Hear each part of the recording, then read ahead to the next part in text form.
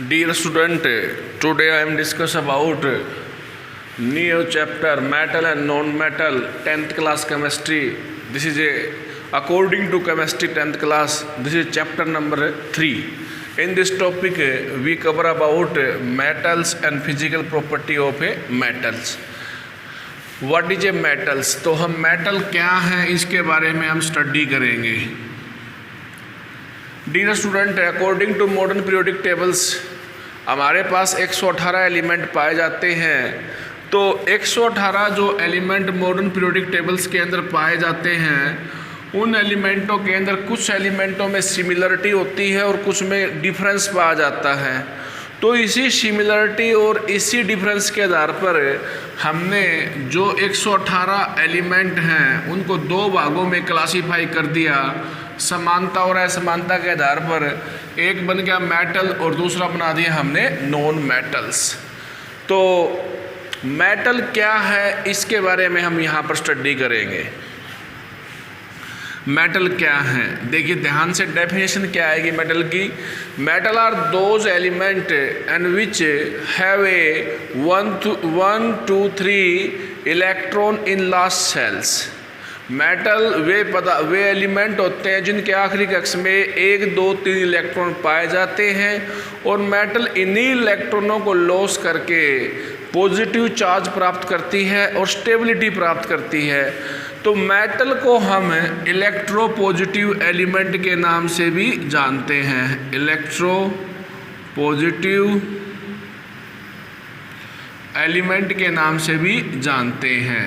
Okay, metal क्या है, metal को हम इलेक्ट्रो पॉजिटिव एलिमेंट के नाम से क्यों जानते हैं, ये मैंने आपको बता दिया. देखिए मेटल की डेफिनेशन क्या है, दोनों एक ही बात है.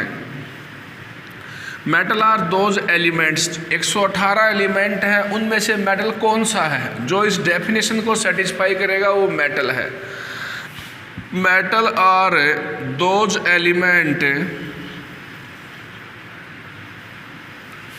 which have 1 2 and 3 electron in valency shell. आखिरी सेल जो होता है उसको हम वैलेंसी सेल बोलते हैं. आखिरी कक्ष में यदि 1 2 3 इलेक्ट्रॉन पाए जाते हैं तो उस एलिमेंट को हम 118 एलिमेंट हैं तो उस एलिमेंट को हम मेटल कह सकते हैं. देखिए आखिरी कक्ष का हम जो इलेक्ट्रॉन का जो डिस्ट्रीब्यूशन है, इलेक्ट्रॉन में आखिरी कक्ष में कितने इलेक्ट्रॉन आएंगे, तो हम यूज करेंगे यहाँ पर इलेक्ट्रॉन कॉन्फ़िगरेशंस. जैसे हमारे पास ये सोडियम है, सोडियम के पास आखिरी एटॉमिक नंबर है 11. पहले सेल में 2 इलेक्ट्रॉन, दूसरे में 8 और आखिरी कक्ष में 1 इलेक्ट्रॉन है और वो इस डेफिनेशन को सेटिस्फाई करता है. तो ये सोडियम आपका मेटल है. हमें atomic number plus electronic configuration की सहायता से हमें एलिमेंट को हम कैटेगराइज कर सकते हैं कि ये हमारा मेटल है, ये हमारा नॉन मेटल है. ओके, नोट करो. ठीक है, आगे देखिए स्टूडेंट. तो ये हमारा होगा यहाँ पर मेटल क्या है. आगे देखिए यहाँ पर क्या बता रखा है कि इसको इलेक्ट्रो पॉजिटिव एलिमेंट क्यों कहते हैं. ये जो अपना अब सोडियम है, आखिरी कक्ष में 1 इलेक्ट्रॉन है स्टूडेंट, इसी इलेक्ट्रॉन को लॉस करके स्टेबिलिटी प्राप्त करता है और लॉस करने से पॉजिटिव चार्ज आ जाता है, तो इसको बोलते हैं इलेक्ट्रो पॉजिटिव एलिमेंट. देखिए ये सोडियम है, इसके पास 11 इलेक्ट्रॉन हैं. अब ये 1 इलेक्ट्रॉन जो है लॉस कर देगा, ये लॉस किया हुआ इलेक्ट्रॉन है. अब इसके आखिरी कक्ष में 8 इलेक्ट्रॉन पाए जाते हैं, तो ये 8 इलेक्ट्रॉन से ये स्टेबल हो जाता है. क्या हो जाता है, स्टेबल. स्टेबिलिटी तो प्राप्त कर ली लेकिन इसके ऊपर पॉजिटिव चार्ज आ गया. लॉस करने से इसके ऊपर पॉजिटिव चार्ज आ गया. क्या आ गया, पॉजिटिव चार्ज. तो इसीलिए इसको बोलते हैं इलेक्ट्रो पॉजिटिव एलिमेंट. क्या बोलते हैं, इलेक्ट्रो पॉजिटिव एलिमेंट. यहाँ पर स्टेबिलिटी मिलती है इसको. क्या मिलती है, स्टेबिलिटी. आखिरी कक्ष के अंदर 8 इलेक्ट्रॉन है तो ऑक्टेट कंप्लीट है, तो उस केस के अंदर कहेंगे कि एलिमेंट को स्टेबिलिटी मिली है। ओके, बहुत ही सिंपल डेफिनेशन है। Metal are those element having a 1 to 3 electrons in the large shell and these electrons loss for getting of a stability. Stability प्राप्त करने के लिए एलिमेंट इलेक्ट्रॉन को लॉस करता है, इलेक्ट्रॉन को लॉस करता है। ऐसा ही केस मैग्नीशियम का है। मैग्नीशियम का एटॉमिक नंबर हमारे पास 12 है। इसका यदि हम डिस्ट्रीब्यूशन करते हैं तो 2 8 2, आखिरी कक्ष में 2 इलेक्ट्रॉन हैं, तो 2 इलेक्ट्रॉन जो हैं इस कंडीशन को सेटिस्फाई करते हैं, और सेटिस्फाई करने से हम कहेंगे कि ये जो आपका एलिमेंट है मेटल है। ये एलिमेंट आपका क्या है? मेटल। आखिरी कक्ष में 1 इलेक्ट्रॉन है, 2 इलेक्ट्रॉन है, 3 है, तो आपका मेटल है। आगे देखिए,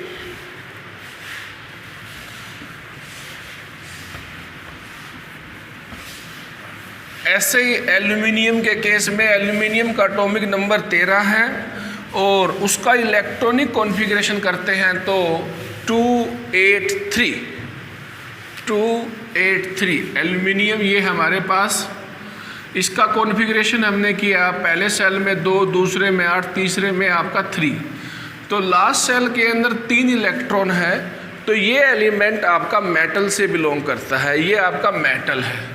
सेकंड कंडीशन ये है कि एल्यूमिनियम अपनी स्टेबिलिटी के लिए अब यहाँ से 3 इलेक्ट्रॉन को लॉस करेगा, क्योंकि आखिरी कक्ष में प्रत्येक एलिमेंट को 8 इलेक्ट्रॉन की आवश्यकता है, ऑक्टेट कंप्लीट करने की आवश्यकता है। ये 3 इलेक्ट्रॉन हमारे ऐसे निकल गए यहाँ से, 10 प्लस में 3, यहाँ पर 13 होगा टोटल, यहाँ पर भी 13 इलेक्ट्रॉन है, यहाँ पर टोटल मिलाएंगे तो 13 इलेक्ट्रॉन है। तो स्टेबिलिटी, ये जो आपका है स्टेबिलिटी के लिए इन्होंने 3 इलेक्ट्रॉन को लॉस किया है, यानी कि कह सकते हैं कि केमिकल रिएक्शन में पार्टिसिपेट किया है। तो हमने ये मेटल की डेफिनेशन आपके आगे डिस्कस की। अब कौन सा मेटल है जो अर्थ क्रस्ट के ऊपर सबसे ज़्यादा पाया जाता है?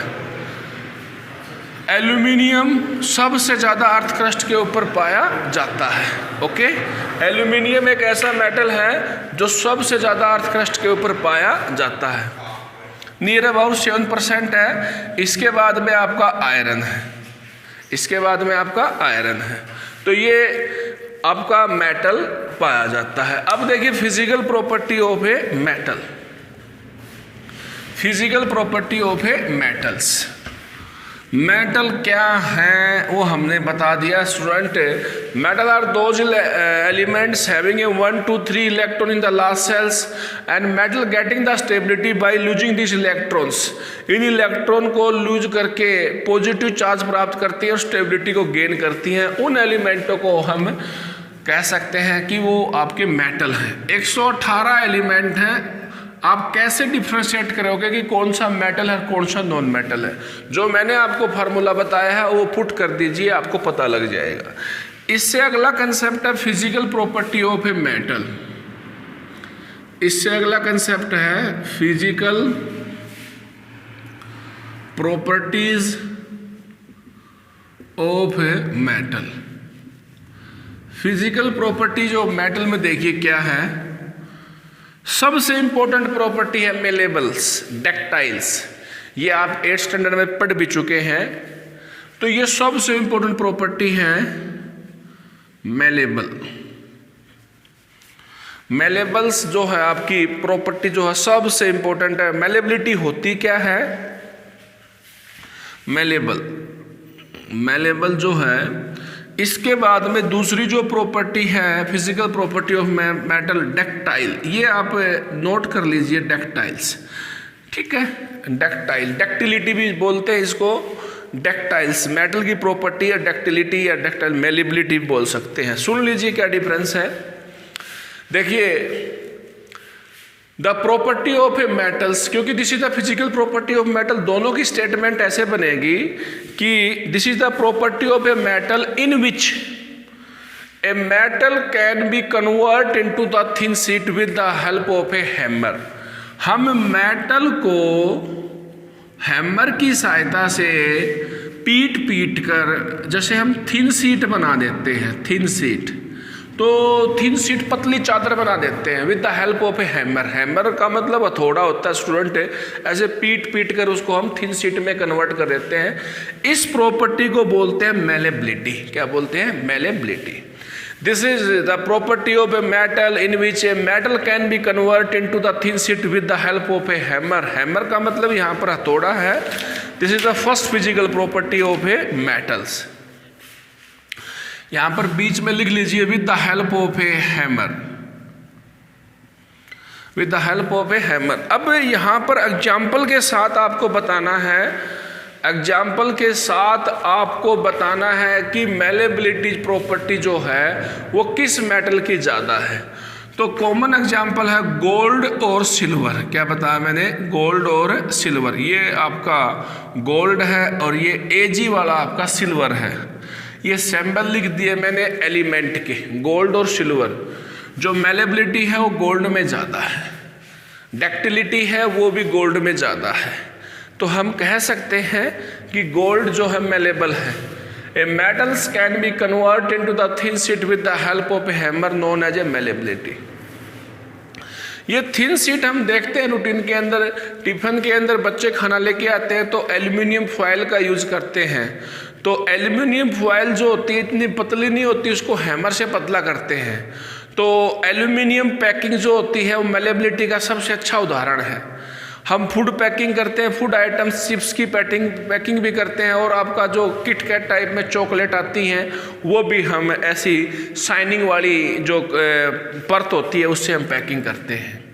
तो हमने एग्जाम्पल भी बता दिया यहाँ पर गोल्ड और आपका सिल्वर जो है इसका बेस्ट एग्जाम्पल है। डक्टाइल, क्या बताया? डक्टाइल। देखिए ध्यान से क्या है, this is the property of a metals in which a metal can be convert into the thin wire. देखिए अब यहाँ पर देखिए, अब इसके दौरान क्या होगा, मेटल को हम वायर में, थिन वायर में, जो आपकी इलेक्ट्रिक वायर होती है ना उसकी बात कर रहे हैं हम, थिन वायर में कन्वर्ट करते हैं। ऐसे पीट के नहीं होगा, ऐसे खींच की होगा, स्ट्रेचिंग, फोर्स लगाना पड़ेगा, ऐसे खींचना पड़ेगा, स्ट्रेचिंग करनी पड़ेगी।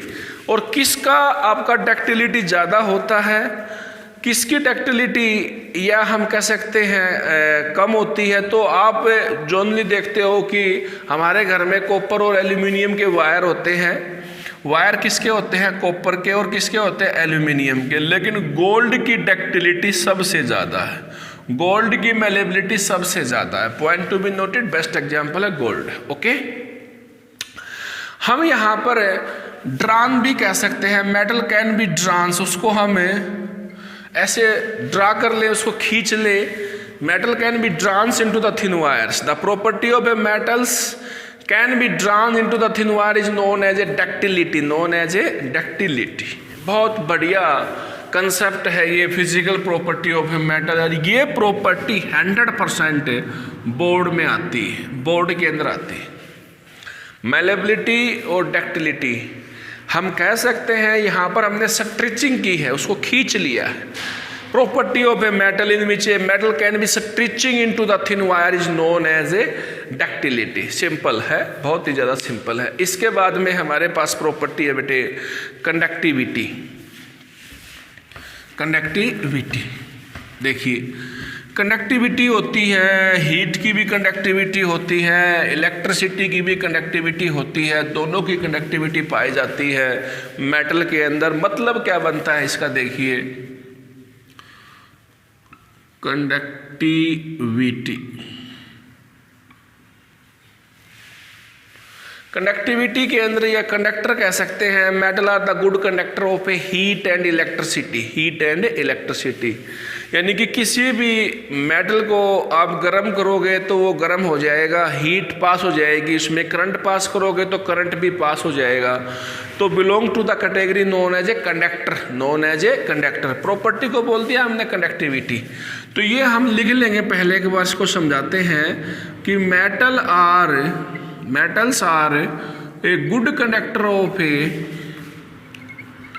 Metal are good conductor of a heat and electricity. बहुत बढ़िया कंसेप्ट है ये, हीट एंड इलेक्ट्रिसिटी जो लॉजिकल है, due to presence of free electrons. Student ये यहाँ का टेक्निकल एस्पेक्ट है, फ्री इलेक्ट्रॉन्स।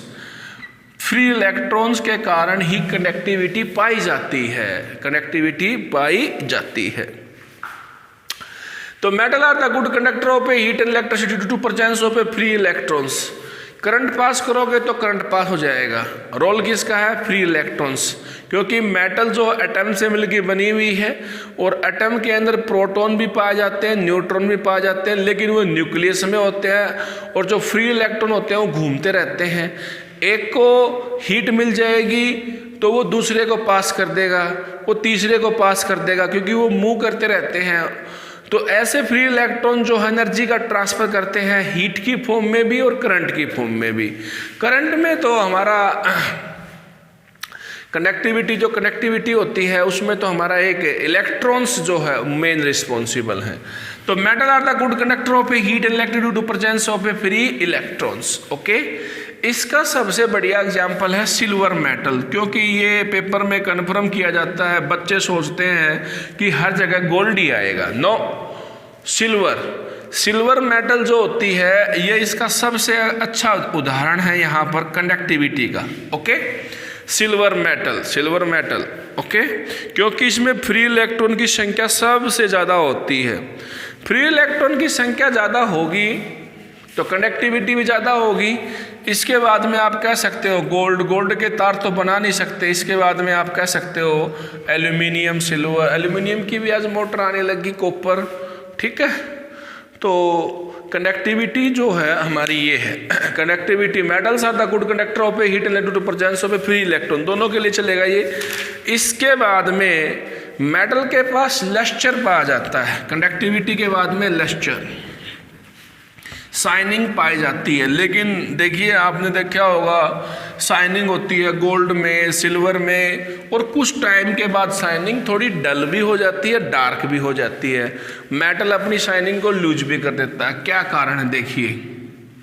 अगली प्रॉपर्टी का नाम है, पहली प्रॉपर्टी का नाम था मेलेबल, दूसरी का नाम था डक्टाइल, तीसरी का नाम था बेटे कंडक्टिविटी, और चौथी प्रॉपर्टी का नाम है यहाँ पर लस्टर। क्या बताया मैंने?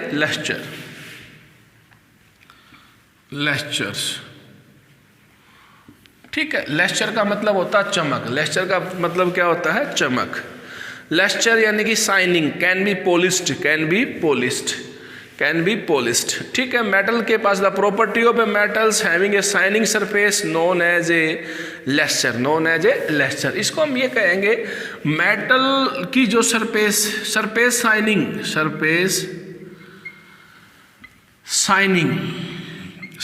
शाइनिंग प्रॉपर्टी को हम लस्टर के नाम से जानते हैं। मेटल के पास चमक होती है, लेकिन यहाँ पर क्वेश्चन क्या बनता है बेटा कि कुछ टाइम के बाद में, लॉन्ग टाइम के बाद में एयर में रखने से मेटल जो है अपनी ब्राइटनेस को डलनेस में कन्वर्ट कर देती है। ऐसा क्यों?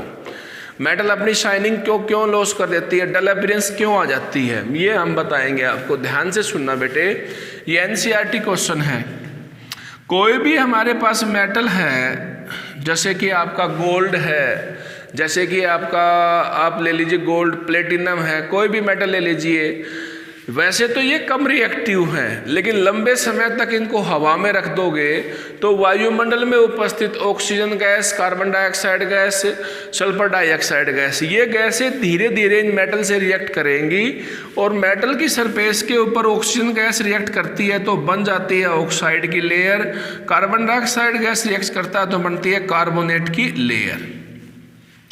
ऐसे ही हमारे पास सल्फर डाइऑक्साइड जो रिएक्ट करेगी तो बन जाएगी आपकी सल्फाइड की लेयर। पहले तो आपका प्योर मेटल था, ये गोल्ड था, ये आपका प्लेटिनम था, ये लिस्ट रिएक्टिव मेटल है स्टूडेंट, कम रिएक्ट करती है। सिल्वर था, क्या था बेटे? सिल्वर, Ag, ये मेटल थे। पहले इनकी शाइनिंग थी, लेकिन कुछ समय के बाद शाइनिंग जो है वो डार्कनेस में, आपकी डलनेस में कन्वर्ट हो जाती है, because they can metal react with the atmospheric gases. Oxygen gas के साथ रिएक्ट करके formation of A oxide layer on the surface, अपनी सरफेस के ऊपर ऑक्साइड की लेयर बना लेते हैं, कार्बोनेट की बना लेते हैं और सल्फाइड की। तो ये शाइनिंग जो है वो डलनेस के अंदर कन्वर्ट हो जाएगी, वो डल हो जाएगी, शाइनिंग जो आपकी फीकी हो जाएगी वो, इसलिए हम इनको लंबे समय तक हवा में नहीं रखते। ओके, तो अब हम बात करेंगे इसके बाद में फिजिकल स्टेट, मेटल कैसी होती है, सॉलिड होती है, लिक्विड होती है, कैसी होती है फिजिकल स्टेट मेटल की। मेटल की फिजिकल स्टेट लगभग मेटल सॉलिड होती हैं, यस या नो। सॉलिड मेटल पाई जाती है स्टूडेंट, लेकिन सोडियम और पोटासियम, क्या बताया मैंने, देखिए फिजिकल स्टेट की बात करें हम, फिजिकल स्टेट जनरली देख लीजिए आपके क्लासरूम के अंदर ही लोहा है, कोई गोल्ड है, गोल्ड की कोई सिल्वर की ज्वेलरी है, तो ये जो आपकी मेटल है फिजिकल स्टेट है, जनरली मेटल सॉलिड स्टेट के अंदर पाई जाती है। ओके, इसके बाद में हम यहाँ पर लिखेंगे सोडियम और पोटासियम जो मेटल है ये सॉफ्ट मेटल है। कैसी मेटल है ये, सॉफ्ट, और ये सॉफ्ट मेटल है, इनको हम नाइफ से काट सकते हैं। ओके, तो ये हमने बता दिया इसकी फिजिकल स्टेट कैसी होती है। नेक्स्ट प्रॉपर्टी आती है स्ट्रॉन्ग होती है। देखिए लोहा होता है उसको हम बैंड नहीं कर सकते, मजबूत होता है। मेटल जो है सॉलिड होती हैं, जनरली स्ट्रॉन्ग होती हैं, इसी के अंदर लिखेंगे हम क्या होती हैं, स्ट्रॉन्ग होती है मेटल्स। इनका मिल्टिंग और बॉइलिंग पॉइंट ज़्यादा होता है, रूम टेम्परेचर पे स्ट्रॉन्ग होती है, ठीक है, स्ट्रॉन्ग। मरकरी एक ऐसी मेटल है जो इस रूम टेम्परेचर के ऊपर भी लिक्विड स्टेट में पाई जाती है, जिसका उपयोग हम थर्मामीटर में करते हैं। ओके, अब कोई भी चीज़ स्ट्रॉन्ग है, सॉलिड है, तो उसके अंदर फोर्स ऑफ अट्रैक्शन ज़्यादा पाया जाता है। Point to be noted dear student, मैं अब यहाँ पर बता रहा हूँ melting and boiling point high पाया जाता है, हाई मिल्टिंग पॉइंट और हाई बॉइलिंग पॉइंट पाया जाता है, क्योंकि मेटल सॉलिड है और स्ट्रॉन्ग है, उसको तोड़ने के लिए ज़्यादा हीट हमें देनी पड़ती है। वो सॉलिड से बनेगी लिक्विड, लिक्विड से बनेगी gas, lot of heat is invest to convert the physical state. तो ज़्यादा हीट लगी तो हम बोलेंगे ज़्यादा मेल्टिंग पॉइंट है, ज़्यादा ही क्या उसका बॉइलिंग पॉइंट है। लोहे का बॉइलिंग पॉइंट जो बेटे 1500 के अराउंड है, 1500 डिग्री के अराउंड है। हम 45 के अराउंड हमारे लिए काफ़ी एसएनए एनर्जी हो जाती है, धूप हो जाती है। तो हमने बताया ये मिल्टिंग एंड बॉइलिंग पॉइंट भी ज़्यादा पाया जाता है। डेंसिटी देख लीजिए, जिसका मास ज़्यादा होता है उसकी डेंसिटी ज़्यादा होती है। अभी मैंने बताया डेंसिटी होती है मास बटे वॉल्यूम। अब लोहे का भी मास ज़्यादा होता है, गोल्ड का भी ज़्यादा होता है, हैवी मेटल है ये, तो जिस मेटल का मास ज़्यादा होगा तो उसकी डेंसिटी भी ज़्यादा होगी, हाई डेंसिटी। एक लास्ट प्रॉपर्टी और स्टूडेंट, सोनोरस। क्या बताया मैंने, सोनोरस। मेटल जो है साउंड पैदा करती है, sonorous. When you can hit the metals, ऐसे हिट करते हैं जैसे हम हमारे घर में टोकनी होती है उसको हिट करते हैं तो they can produce the ringing sound, that property is known as a sonorous. ठीक है, मेटल को हिट करने से रिंगिंग साउंड पैदा होता है, इस साउंड की प्रॉपर्टी को हम बोलते हैं सोनोरस। ठीक है, मेटल के पास स्पेसिफिक कलर भी पाया जाता है, जैसे कि हम जनरली कलर जो मेटल का होता है वो सिल्वर या ग्रे होता है, लेकिन कॉपर और गोल्ड को छोड़ दे तो कॉपर का गोल्ड का सुनहरी कलर होता है, बाकी मेटल ग्रे और सिल्वर कलर की पाई जाती है। सोनोरस का मतलब होता है बेटा साउंड प्रोड्यूसिंग। क्या बताया मैंने, sound producing, ringing sound producing. तो we are discuss about the physical property of a metals. Next lecture के अंदर हम पढ़ेंगे chemical property of a metals and use of a metals. इसको स्टार्ट करें स्टूडेंट, ये सबसे इम्पोर्टेंट चैप्टर है, ये केमिस्ट्री के अंदर है। ये चैप्टर आपका टोटल 21 नंबर की केमिस्ट्री आती है, तो आप समझिए ये चैप्टर आपका 8 नंबर का आता है, 8-9 नंबर का चैप्टर आता है, सबसे इम्पोर्टेंट है। Okay, thank you very much. Okay.